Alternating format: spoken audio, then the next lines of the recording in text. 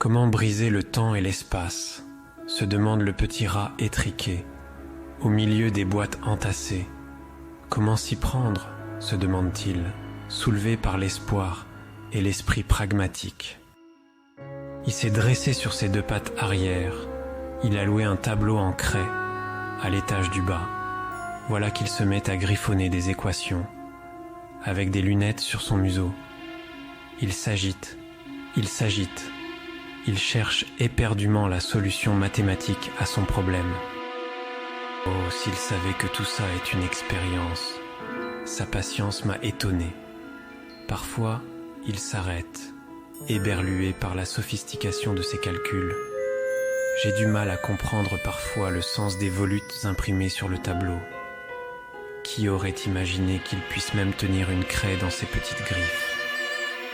2 ans ont passé. C'est presque la totalité de son existence dans ces conditions.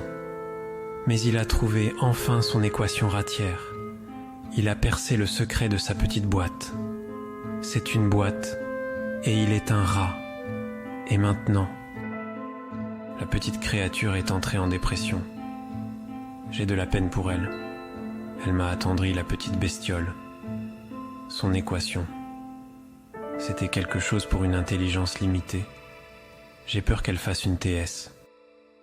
Je me suis inquiété parce qu'une fois, je l'ai vue frapper contre la paroi. Elle pesait de toutes ses forces contre la vitre de diamant. Elle s'est blessée. Elle est restée 5 jours, les pattes en l'air, sans pouvoir marcher et aller chercher à manger. La bestiole était raide ce matin. Ses lunettes étaient cassées. Je vais demander une autopsie. Avant de remplacer la boîte, j'ai recopié les petites inscriptions dans mon carnet.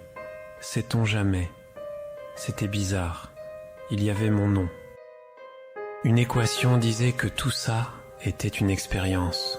Je n'ai pas compris.